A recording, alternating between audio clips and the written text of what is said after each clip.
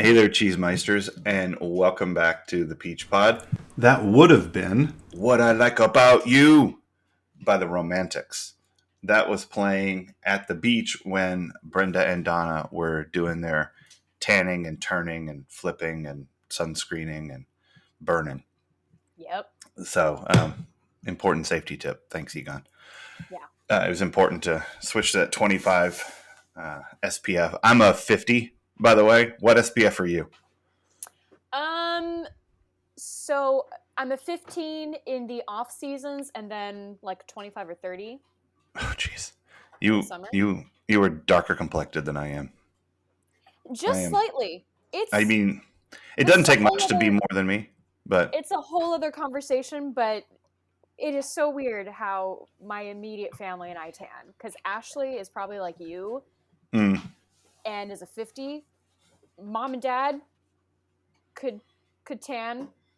Yeah. I'm impervious to the sun. Man, I just with burn SPF. and peel.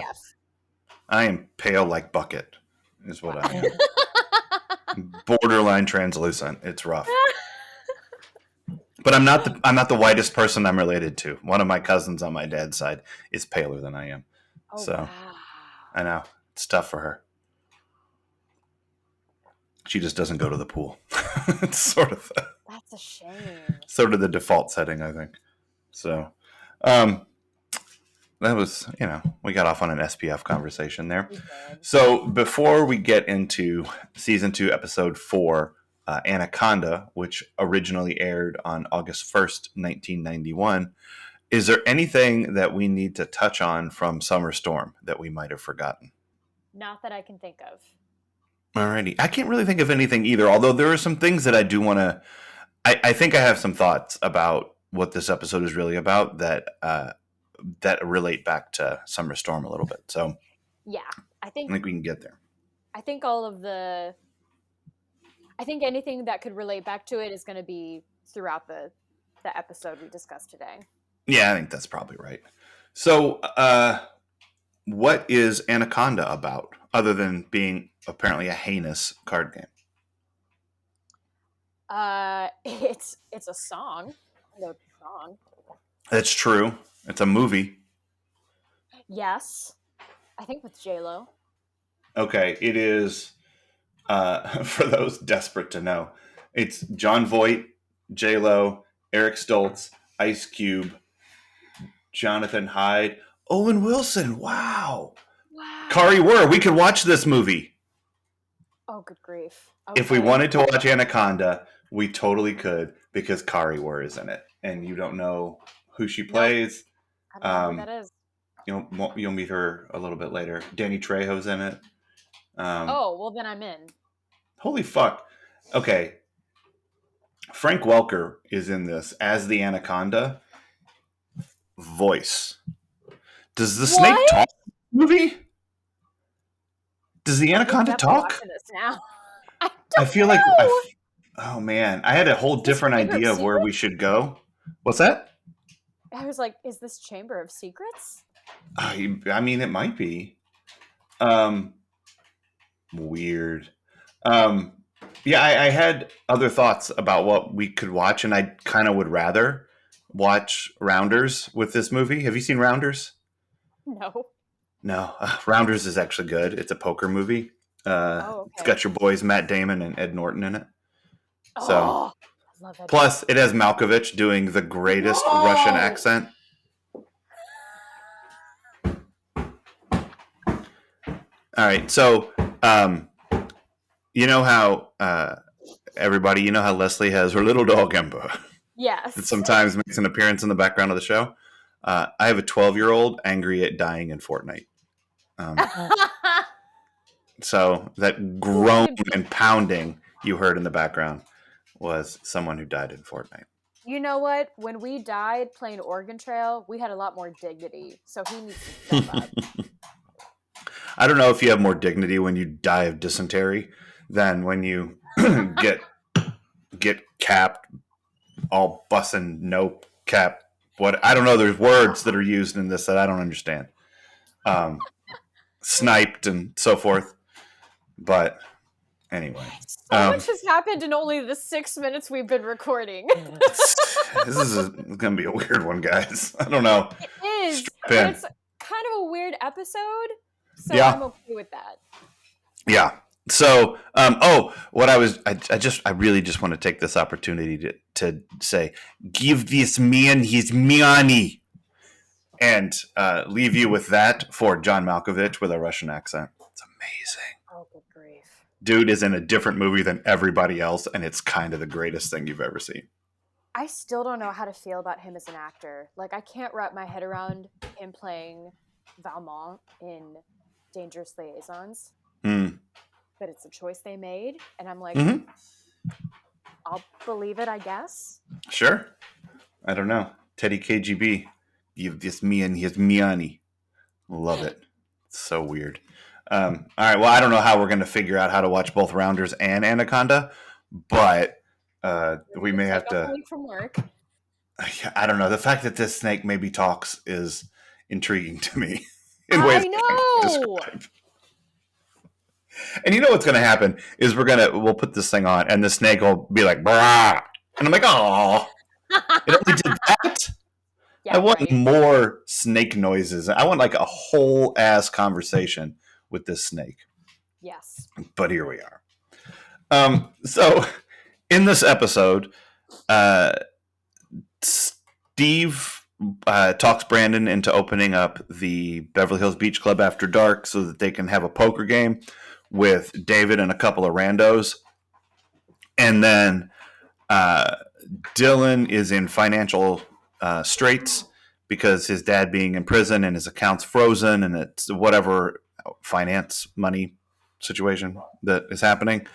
And then there's a break-in and suspicion turns, at least Brandon's suspicion and probably ours, turns to Dylan because of all the things we've seen throughout that point in the episode, including the fact that we've literally seen Dylan steal all of Brandon's shampoo. Yep. So we know that this dude, sticky fingers, Indeed. So yeah, I was really confused from the beginning of the episode because, I mean, I knew that Jim was going to be talking to one of the kids. All right, full disclosure, folks. We had a little tech issue. We realized that Leslie's microphone wasn't on the correct setting, so you should hear her much louder and clearer in your earballs now, which would be really good. Yeah, so before...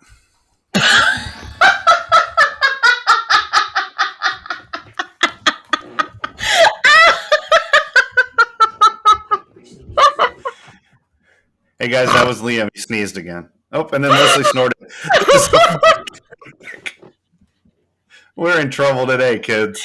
We are. Oh my God. My Lord. All right. While we're resetting, Leslie pointed out that we had not yet introduced ourselves. So, I don't know, 10 minutes and 2 recordings into the proceedings.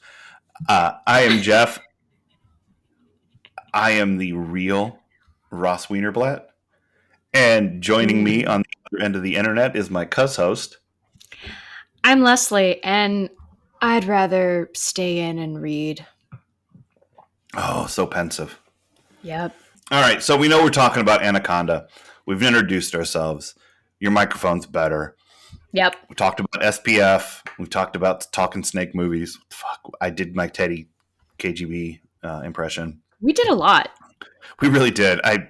We can almost call it a day, but I think there's way more to do here. So this is why people don't know what we're about. I know what we're about. We're about some bullshit. Yep. And it's some fun bullshit.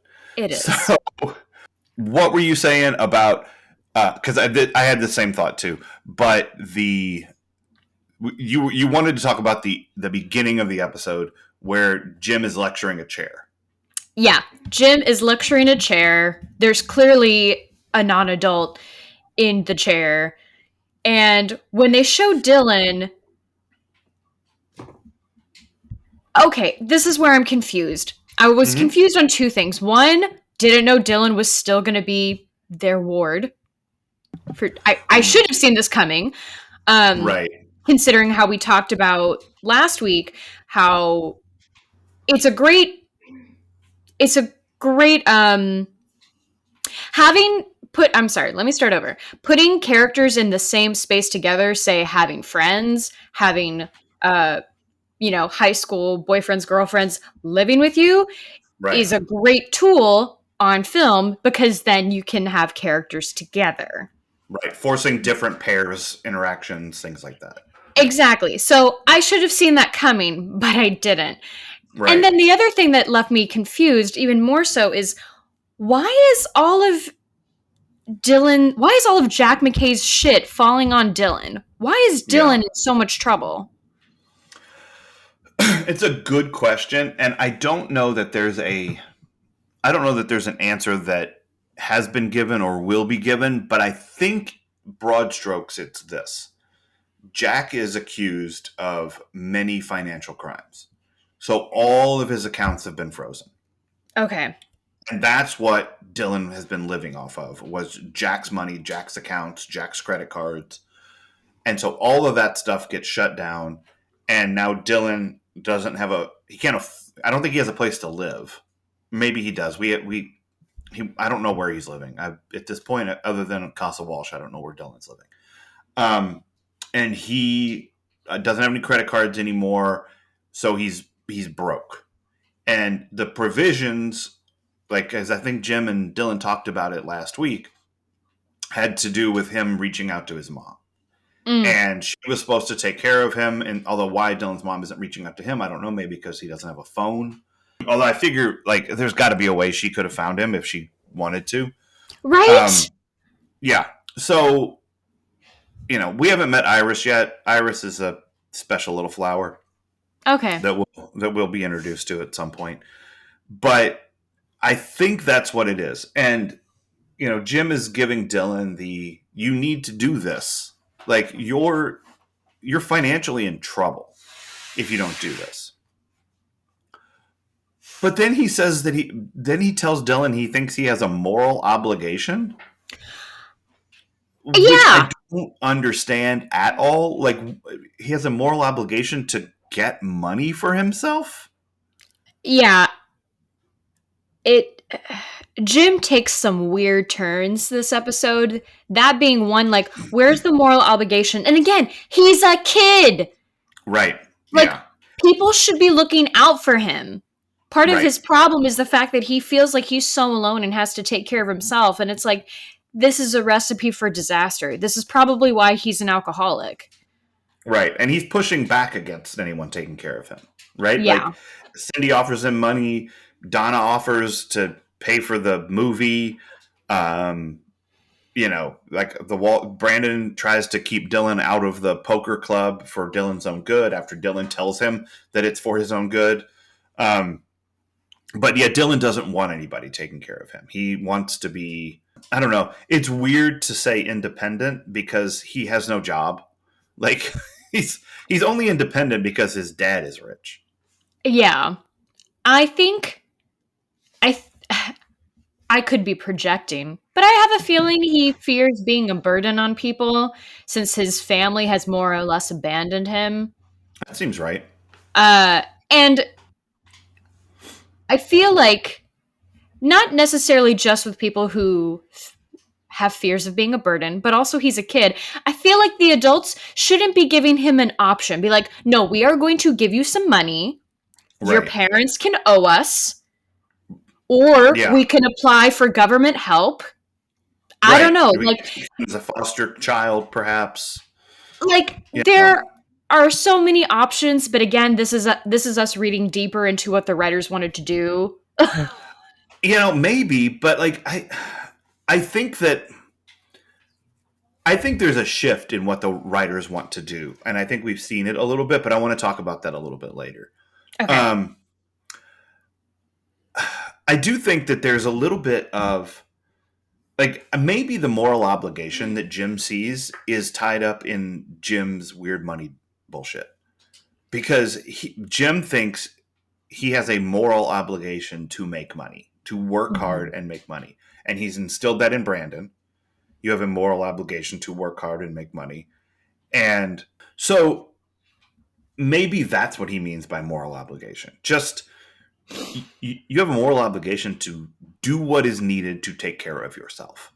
And if that is talking to your mom, even though you don't want to, well, you need to do that. I think calling it a moral obligation is fucking weird, but I think Dylan does need to get over his shit. Yes. And call his mom, because he can't, like, you can't continue to ensure that the circumstances requiring you to stay on Jim and Cindy's son's room continue. Yeah. And then get mad at them for trying to take care of you. Like, if you really don't want them, if you don't want those Walsh people looking out for your best interest, then start looking out for your own. Yeah, because like we've mentioned before with other characters who have similar money stress, he could get a job. You know, I don't want to say he's taking the easy route by, selling off his shit, but right. You're upset, you're logically upset about having to sell some sentimental stuff, but you could also be like, I don't know, Henry seems like he's not going to fire anyone and he'll just take anyone. So like, go work for the club or go work for Nat. Nat and Dylan seem more aligned than Brandon and Dylan. I don't know. Yeah, I hadn't thought of the why doesn't Dylan get a job thing. But Jesus H, yes, Dylan could have gotten a job. Now he wouldn't be able to support himself. He wouldn't be able to pay for an apartment on a part-time teenager job salary. But he could do that in the meantime. Like, he loves reading. He could be going to the library and going and taking up or using all the resources that are made available at libraries to either find a job, to find assistance. I mean, that is one of the main points of libraries. That's why we're fighting so hard to keep them. Yeah, Leslie's banging on the table again. Straight library fashion. Listen, I want to protect this country's reading. Yeah. Hey, everybody, go get a library card. I don't care where you live. Go get a library card. It's free. It is. And I'm assuming that's true for the 7% listenership we have in Australia, which is fucking crazy. So shouts to our Australian listeners. Peach Pod, huge in Australia. Huge, but it's like probably 12 people. But to quote my favorite childhood show, having fun isn't hard when you've got a library card. Yo, I literally just heard that song for the first time like 3 days ago. No, you didn't! Yeah, and because NPR did something about it on I think it was on Pop Culture Happy Hour, but they like linked to a different NPR podcast, and they were talking about all the things you can do with a library card. So of course I sent it to my wife, who's a librarian. Oh my God. Yeah. So I did not know that was a thing until earlier this week. Yep. Arthur musical episode, iconic. It's the best. But yeah, that song is amazing. Yeah, and I agree with the sentiment entirely. Get a library card. Use the resources available to you at the library. Everybody, but also Dylan. Yeah. I have one for each borough of New York. Nice. I mean, Chicago just has one system, so that's okay. But I can go to libraries that are like hours away from me. Yeah, and still have my Chicago library card work. So, shouts to the library, but not in the library. No. Brilliant. So we've talked a lot about Dylan, but not at all about the poker game, which is like the whole. That's the A storyline is the poker game. The B storyline is Dylan, but Dylan is the one that matters. Dylan is far more interesting. I don't know much about poker. Right. I know a little bit about poker, but I like the whole idea of a secret late night poker game. Sure. That, like that's a fun storytelling thing to do. It gives you a chance to put everybody in silly ass costumes and smoke cigars. By the way, I don't know when Tori Spelling started smoking cigars, but she has skills with the smoke. Like, she does smoke tricks, and if she wasn't, that was not her first cigar. Is sort That's of a Hollywood kid right there. Yeah, just blowing smoke rings. That reminds me of Norm Macdonald was talking about smoking once on Dennis Miller's show like 25 years ago, and he said, Dennis was like, "When did you start smoking, Norm?" He's like, "I started smoking when I was a kid because I thought it would make me look cool." And when you know it, it did. Yep. Like, he looks super cool. And they all kind of looked cool with their little cigars, except for David, who managed to make it look really silly. Right. Well, they needed one. They needed one kid who was concerned about his lungs. Yeah, and stunting his growth and all of these things. Yeah. So Steve convinces Brandon to let a bunch of randos into the beach club after hours, and they play a poker game for very low stakes and have a good time at it. And then Hair Rando says, we used to have and I don't know if you noticed this, but when he's telling the story of the Ross Weinerblat Poker Club and Chamber Music Society or whatever it's called, they shot that whole scene like he was telling a horror story around a campfire. Yes! Yeah, okay, it's funny. The music, how they shot it, like, I leaned in and then was so dissatisfied with the climax. Yeah. I was like, what the hell did you just get me engaged in? That was boring. You expected a sweaty tooth madman to come about in that story. I expected a hook to be on the car door. Right. Yeah. But no, it was just we used to have chicks. Oh my god. The A plot was really annoying to me. Yeah, from having previously worked with some super privileged elementary school children. Sure. It reminded me too much of these kids, and even some of our even some of the kids we follow. I was like, man, you all, like, I know they're kids, and I know kids only have so much awareness, and I envy them that, and I want to keep it that way for them. However, be fucking considerate. Right. Yeah. Don't make someone else's life harder just because you want to piss off and have fun. Although, when we come back to my nostalgia corner, I'm going to tell a story about something that I heard happened. Oh, that I only heard about it. I don't know if this happened. I don't know. I certainly wasn't involved. I can't wait. Yeah. So I keep saying that we're going to talk about stuff later. That's in fine. This episode, I'm like, gotta keep people listening. That's right. It's called a tease. I'm a professional goddamn broadcaster over here. Yeah. And you can tell because I cursed.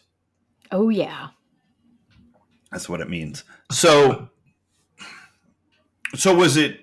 So you were irritated by the privileged kids, like, potentially fucking people over. Yeah, and it just seemed like certain friends weren't listening. It felt like the LA friends weren't listening to the non-LA friends, because Steve kept pushing Brandon and saying basically that our friendship is more important than your job. Right. Like, you have an obligation to keep me happy and as your friend than to do your job. Right. Donna was on some weird, I don't know. The Donna and Brenda stuff was kind of strange. Like like, I appreciated them giving Donna more, but like, hey, let's have Dylan come along. If it's weird, he can be my date. What? Right. Yeah. I think that, and I don't know this for sure, but it sure felt like it, that was supposed to be Kelly, Donna, and Brenda. And then, like, maybe Jenny Garth had food poisoning or something, and they had to rewrite it and say she went to Newport Beach and just make it a two-hander with Brenda and Donna. She didn't have her voice back. Yeah, maybe. Yeah.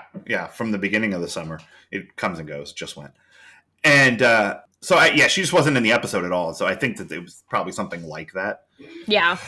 Okay, so it's an episode about kids playing poker, and then there's a break-in, and they blame Dylan, but it's not Dylan. It's the Seaside Laundry Service that's been hitting all the beach clubs up and down the block, and Henry has a police record. Of course.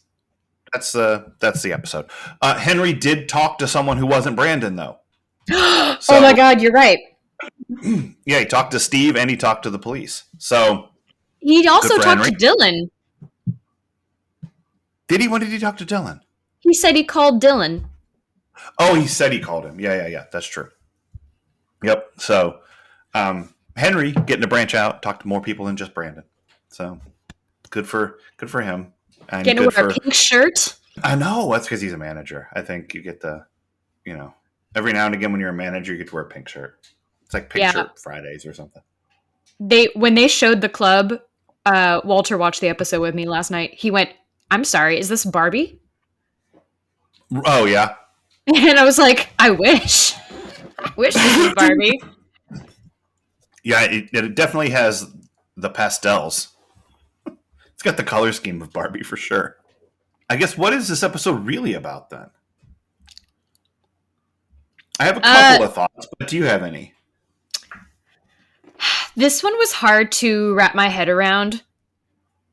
I feel like one of the things it's about, you've mentioned how this series, it says best friends are the worst. And I think this episode exemplifies it because, again, going back to Steve, you have Steve pressing his luck with Brandon, throwing friendship on the table, saying, you have an obligation to me. You have Brandon not trusting Dylan. Yeah. I hate to throw Donna under the bus, but Donna, you let Brenda fall asleep in the sun. How long does it take to get a milkshake? Listen, what happened? Yeah. She got distracted by boys. I think that's what we're supposed to. I don't know, but I think she just got distracted. Yeah. Ooh, a bird. I was gonna say I don't really. I'm kind of getting an Ace vibe from Donna right now, to be honest. So I don't see her. If she's distracted by boys, it's not for the reasons we think. It's for Steve's douchey attire again. I don't know. Steve wears some shorts. Shout out to whoever is dressing him. I need to look up the costumers for this show because this was a great episode for that. Speaking of which, David's two-piece matching shorts and shirt combo with fruit all over it. Oh, I missed that. It's on the beach. It's when he comes up to Donna, and then he walks off, and then Brenda comes and sits down. He's wearing a matching white with fruit all over it ensemble. That is some kind of something. I liked his yellow jacket with all the music notes on it. That felt like a Freddie Mercury call out. Oh, well, he's a DJ. So we have seen David's love for music extend at least that far. Yes. You are in for a treat. Just FYI. When it comes to yay. David and music.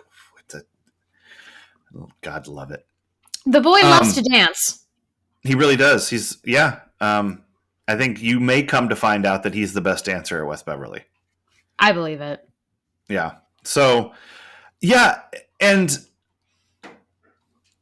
best friends suck. They're all really bad. Brandon is a bad best friend to Dylan, and he's a bad friend to Henry. And I know that, technically he's not Henry's friend. He's his employee. But, Henry treats him in a familial way. Yes. So there's a relationship there that Brandon is being a bad member of.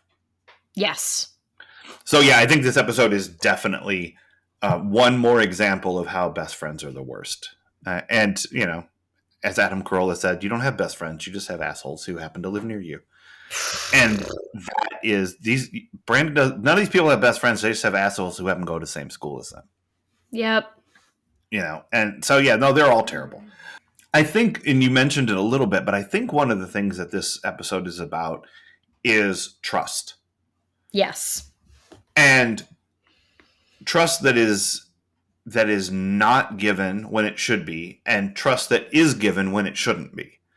So Henry trusts Brandon to do his job and not aid and abet breaking and entering.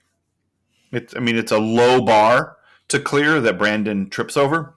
Yeah. But like Henry places his trust in Brandon, and he even to the point where he confides in Brandon the circumstances of his police record. Yeah. Which Brandon doesn't need to know. Like No! unless Henry is feeling like he really cares for this kid and wants him to not think he's like been hiding this dark criminal background. But mostly because he needed to say it on camera so we could hear it before the police find out that he has a criminal record. And we're forced to deal with the fact that, of course, the black guy is going to be the number one suspect when something gets robbed. And like, he didn't need to have a criminal background. Even though they tried to do it in a way like, he was asleep, he didn't do anything. It's like, you could have still gotten the point across, even if that may not have been the point you wanted to say. You still could have gotten the point across that Henry was going to be unfairly suspected. Yeah, of course. Without him having a criminal background. Yeah, didn't have to do that. Like, you're Totally just playing into the racist point of view that people have of people like Henry. Yeah, you're establishing the baseline that there's a reason to suspect him. Yeah. Not just like it's way more interesting and accurate and impactful if the story is there was a break-in and Henry is legit a suspect because he has keys and is black. Then he has keys, he's black, and of course he has a criminal record. Yeah. No, he didn't do it. He's one of the good ones. Like, like there's a little bit of that bullshit written into it. Yes. And it really sucks. But it's all like that would have been a much more accurate story. And a much more interesting story if you really want to interrogate that idea. Yeah. Than giving him a bullshit criminal record so that it seems justified that the police need to talk to him and not that the police are going to talk to him whether it's justified or not. They're going to look in his direction first. I mean, they love making Brandon into a white savior, so why would they not have just done that? I mean, because the way they do it, again, is weak. Right. Like, he's only stepping in, and he only would have stepped in because Henry had a criminal record. Like, I'm pretty sure Brandon would have stepped in either way and been like, why are you accusing my boss? Right. Yeah.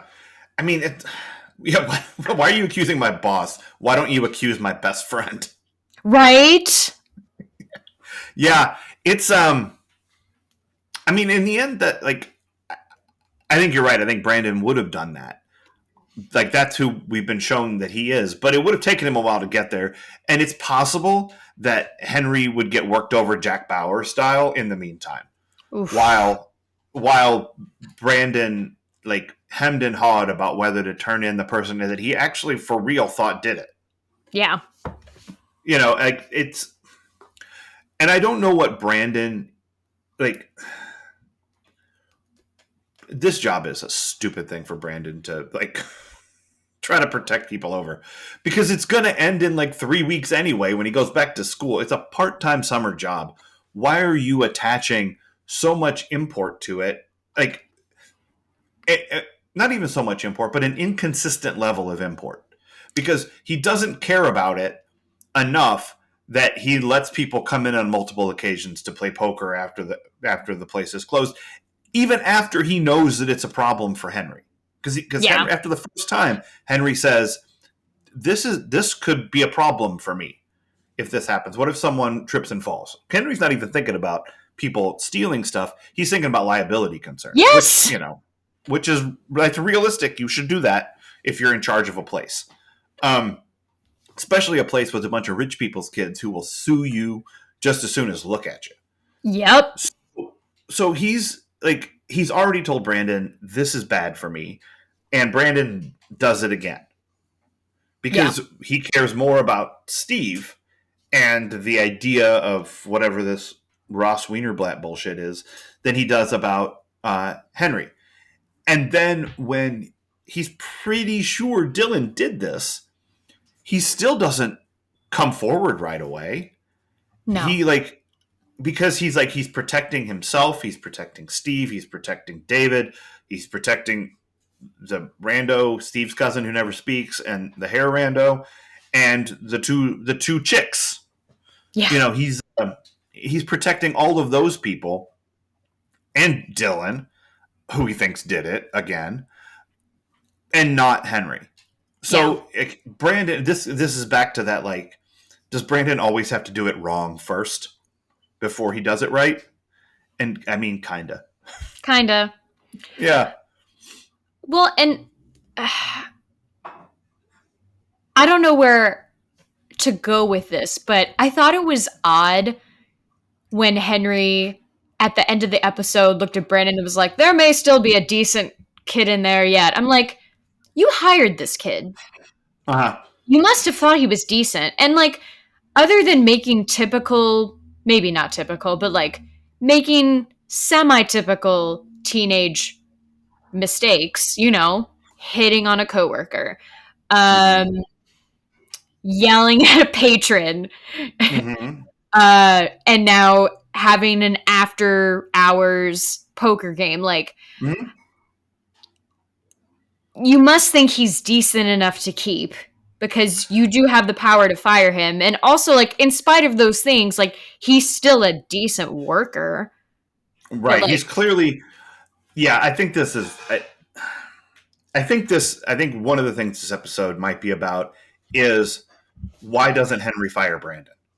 Yeah. Because we know why he hired him, right? He hired him because he hates doing interviews. Yeah. Like, so maybe he doesn't even think he's a good kid to start with. He's just like, oh, expedience says I'm going to hire this kid. But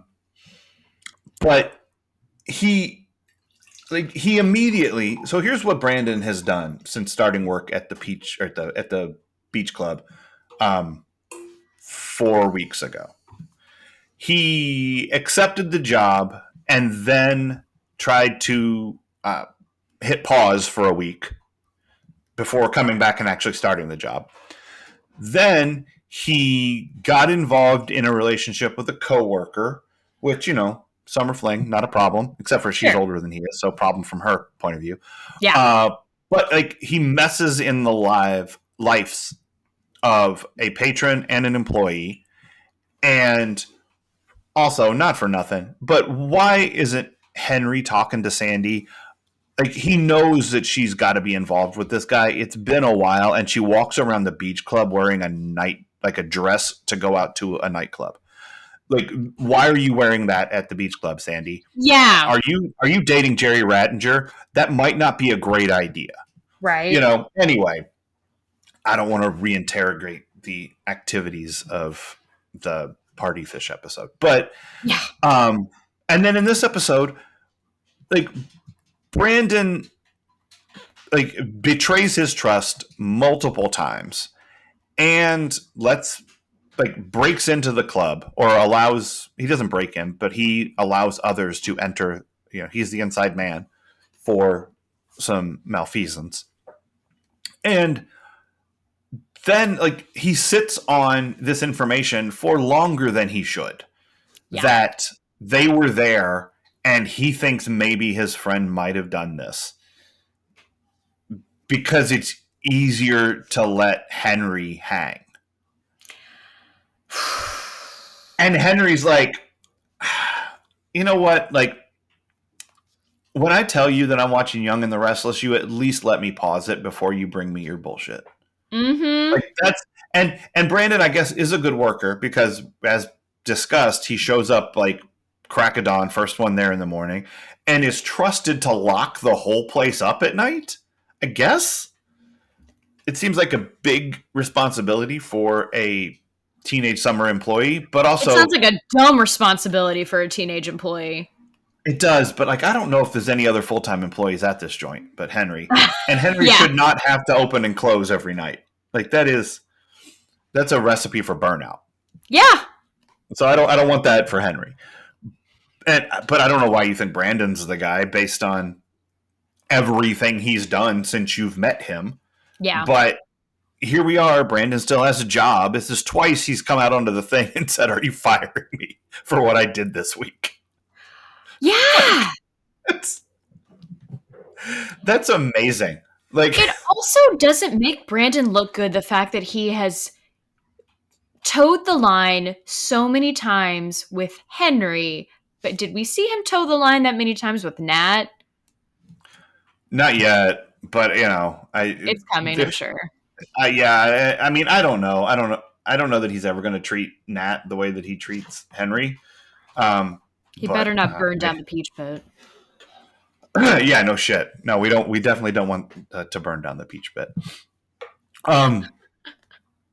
So here's I think one thing that I wanted to come back to that I think that this episode is about, and it's about parent-child relationships, and it's because like that's what we're getting from Jim and Dylan right at the beginning. He's talking to him like he's his kid. Yeah. And when Dylan plops down on him next to him on the couch, Jim is like, "I can't keep having this conversation with you," which is something that a parent says to a child. And Henry treats Brandon like his kid. Yeah. And and Cindy is trying to parent Dylan, and like they're trying to help kids who aren't interested in their help. Yeah. And that's happening in this episode. But here's what I think is interesting about it. We are 4 episodes into season 2. And I don't know if it's hitting you or not, how different of a show this is. Yeah. Than season 1. There's still individually contained stories, right? Mm-hmm. In each of these episodes. Like, there's the Jerry and Sandy story that got all wrapped up and everybody went away. And there's the Ross Weinerblat of it all in this episode, self-contained story, moving on. But what's not self-contained are the characters' emotions and actions. Yeah. And what we're getting so far this season is kind of an examination. Like there's a real focus on the Jim-Dylan relationship. And it's changing week to week. Yeah. But not like random, just jerking your head back and forth changes, like evolutionary changes where like Jim is suspicious of Dylan. He's angry at Dylan. He blames Dylan, for the things that his dad has done. And then he blames Dylan for having sex with his daughter. And he blames Dylan for having a rib injury that puts him in a position to make out with his daughter. Yep. And now he's like protective. He's advising him. He's disappointed in him. Defending him to cops. Yeah. Like Jim is up in that guy's a detective because he's not wearing a uniform. Yeah. Right. So like he got up in a detective's face in a police precinct about like, why are you saying that this kid who, not for nothing, I also have blamed for the things that his father did. Are you blaming him for the things his father did? That's not fair. So like Jim's opinion and relationship to Dylan has changed, and it's deepening and evolving, and Dylan is clearly in a downward spiral. And that's not something we would have seen in the first season. We would not have seen someone like, you didn't see Kelly dealing with her mom's addiction, except for the one time that she had to deal with it. Yeah. After her mom went to Timber Hills or Shady Hills or Shady Timbers or wherever the fuck she went, Kelly really didn't talk about it all that much, and it didn't impact the way she behaved. But the fact that since the end of last season, which was just a few weeks ago, right? Because they go from the end of school right into summer.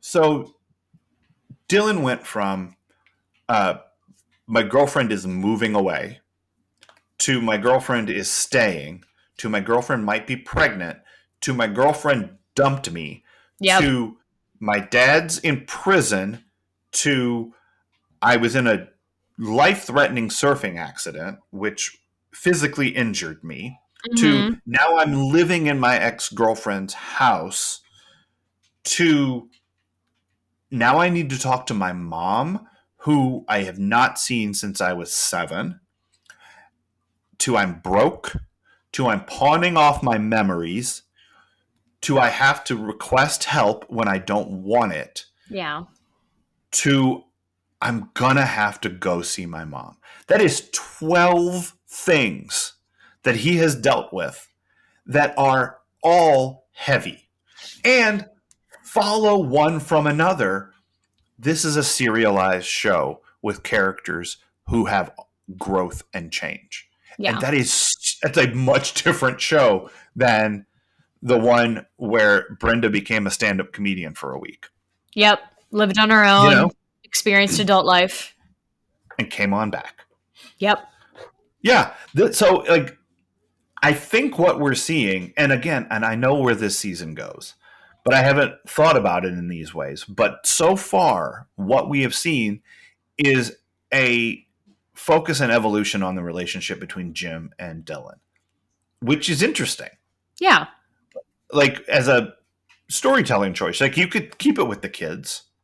Sure. You know, you could deal with all of the kid drama and whatever, but you're adding this level of relationship to Jim and Dylan that, you know, like, I don't know, how did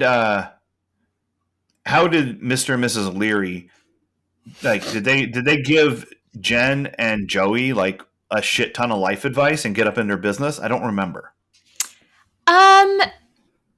So Jen at one point briefly lives with the Learys because Grams kicks her out. She's like, I can't deal with your shit anymore. You clearly don't listen to me and I can't help you in the ways you want. So you're out. And Mrs. Leary is also dealing with like divorce and, you know, and all of that. So like they do come together and share a relationship of sorts in that, you know, they're kind of learning off of each other in a way. Like Mrs. Leary gives advice, but at the same time, like she feels in such a vulnerable, insecure place that it's kind of nice for her to have a younger person to kind of lean on who has also seen too much for a young person. Sure. Yeah. So there is a beautiful relationship there briefly. It's interesting that they didn't explore that more with Joey, considering Joey lost her mom and her dad was in jail constantly and then abandoned. Like, I don't know why they never wanted Joey to have a strong female mentor. Like, she had her sister, but she never listened to her sister. Right. You know? So it's interesting. We briefly got something like what we're seeing with Jim and Dylan. We get more of that on Boy Meets World, which, like, it's so interesting watching this. And I'm thinking, oh, this really influenced that. When was Boy Meets World? I know it was late 90s, but... It started, I think, in 93 or 95. I think it started in 93. So by the time they get to the age where I would say they're emulating some 90210 stuff, it's a few years past when this happened. Because this is 91. And they don't get to some of the major Sean Hunter living with the Matthews until like 95, 96. Okay. Yeah, this show went for 7 years, Boy Meets World. I know. I just looked it up. 93 to 2000. Is Yep. it a half hour, Boy It Meets is. World? And it's supposed to be a sitcom, but as they're talking, Right. or as they've spoken a lot on Pod Meets World, you know, Sean kind of takes over a little at some points. It's a very interesting dynamic, and of course, we're seeing Dylan have a more featured role. You know, Yeah. Brandon is still one of the leads, but like, I don't know. It feels more of a balanced ensemble show at this point. Mm-hmm. Huh. I didn't know that Ethan Suplee was in Boy Meets World for 19 episodes. I feel like that's what he's best known for. No, he's best known for needing to see the sailboat. Oh, yeah! Yeah, and then he was in My Name is Earl. Oh, yeah, I need to watch that. That show's very funny. Wakey, wakey, hands off Snakey. Oh, my God. Yeah, My Name is Earl is good. Anyway, so, you know, we're seeing this relationship evolve. And that is way more interesting to me than the standalone stuff. Like the way that stuff is happening and changing is promising from this show is maybe more interesting. I'm finding it so much more interesting in season 2, and I always have, than season 1. But like, I looked at just the names of the episodes, and like, I have a strong memory of each episode. Like, wow. I'm like, there's stuff to talk about in all 28 of these episodes, or however, I think there's 28 this season. And so I'm like, wow, that's, you know, I didn't realize how much better season 2 was than season 1, but it just is. I mean, I felt that with Walter when I was rewatching Dawson's Creek and he was seeing it for the first time. Like, you know, much like you, I know stuff that's coming. And then with each episode, you know, he'll be like, oh, it's this one. And I go, oh, God. I guess we'll see. Yeah. No, I'm not as good. I'm not as good at hiding it as you are. I will let my feelings be known. No, I get that. Is there anything else that this episode, because we are now up on an hour with these two little recordings. So anything else this episode is about? Wear SPF. Yeah, no shit. Don't get a big sunburn. Sunburns suck. Skin cancer is still a big fear, people, and global warming's a thing. So, you know, wear sunscreen. Yep. All year round. Protect your face. And don't at the height of the sun. Don't lay down on the. I had an uncle who's like I'm on the other side of my family, who oddly enough is the father of the palest cousin I have, and he turns to leather. Wow. Like, and it's like my grandparents would go down to Florida every year, and they'd go in August because I don't know, they were nuts. And mostly my grandparents would stay in the condo on the beach and not go out. But all the rest of us would, if we went down with them, would go out. And my uncle would go out and just lay on the beach. And he would fall asleep from like noon to 3. Wow. In Florida sun, and come in deep crimson. And the next morning, he would look like a messenger bag. Like, I just feel like my dad's the same way. Yeah. Yeah. So, and he's in his late 80s now, this uncle. So, I don't know.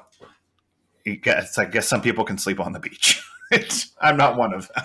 Yeah, I could, provided someone is adding another layer of sunscreen. Right. Every 15 minutes, you're just getting reapplied. Yeah. It's very important. The reapply is very important. It is, because I know I can burn, but when I keep up the lotioning, I'm great. Yeah. Okay. So I think we're good for nostalgia corner. What did this episode make you nostalgic for? Ironing. That is some lame shit. But okay. I know. Not to judge, but that's some lame shit. Actually, I really liked ironing. I found it to be somewhat soothing. So I was that weird kid in college who would iron her clothes. Okay.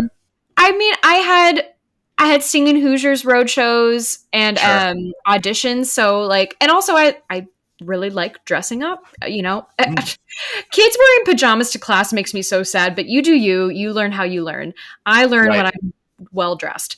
And so yeah, I would wash all my stuff, and because I was still, you know, on home brain, where I was used to my mom ironing my stuff, I was like, oh, well, naturally I need to iron my stuff now. Right. I iron so much less than I used to, because I am in one small space. Right. I only have so much time and energy. And I have a good old-fashioned steamer that is much easier than ironing. I just started taking all my shit to a dry cleaner that should look ironed. Yeah. Which reminds me, I have stuff to pick up at the dry cleaner that they've had for probably 18 months at this point. Whoops! I don't wear these shirts very much, clearly. Thankfully, too, the pleated look has been out for a while. Like, I mean, my jeans were ironed to a crisp. Not iron anymore. Jeans. That's hilarious. I know. It's insane. Yeah. I'm surprised I didn't get beat up more. Your nerdiness better come in handy. Right. That's a Simpsons reference.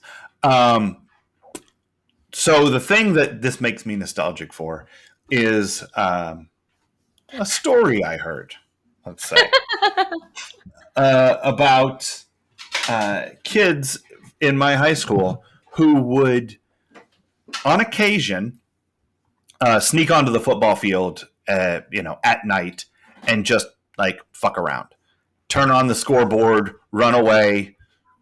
Yeah. Like, stuff like that. And I heard that at least once they found an open door and got into the school and walked around in the school at like 10 o'clock on a Friday night and like got into the gym, and they couldn't get to any like basketballs or anything, but walked around and then got out of the gym and into a hallway, and there were lights on and maybe a teacher was there, and then the people in this story I heard ran away. But then I heard another story about one day when they were mad that the soccer team couldn't play on the football field and instead had to like practice off site, where they these people that I heard about, they went and cut down a pine tree, like a small, like 4 or 5 foot pine tree, brought it to the school and planted it on the 50-yard line of the football field, and then brought benches out and sat them around the football field, around the tree, so that you could sit and look at it, and then turned on the scoreboard and ran away. I heard that that's a thing that happened. So, oh my God, that's amazing. So I'm nostalgic for people breaking into places they shouldn't be at late at night and not actually doing any damage, but causing some mild upset for other people. That's what this makes me nostalgic for those stories that I heard. That's incredible. I know. I love that so much. I wish I'd been. I feel like that. Me too, because I feel like anyone who would do that is like super cool. Yeah. You know what I mean? It's really sad. That's what I think. Like, my mom taught. I never thought to do that. You know why? Because I got to go into school on the off hours. I got to go in the summertime and just, my sister and I would play around in the hallways like, yay, no one's here. Right. But that's incredible. Those people who planted a tree on the 50-yard line and put benches around it are heroes. I won't hear otherwise. You know what? I don't remember who the story was about, but if I ever find out, I'll let them know. Please do. Yeah, of course. So that's what this episode made me nostalgic for. We can have them on the show and distort their voice. Yeah, you know what their distorted voice will sound like? Give this man his money. Yeah. That's what it'll sound like when we get them on the podcast. Great. It'll just be Teddy KGB, the Teddy KGB impression filter that we use. Perfect. Yeah. So who for you then is the Steve Sanders Memorial worst person of the episode?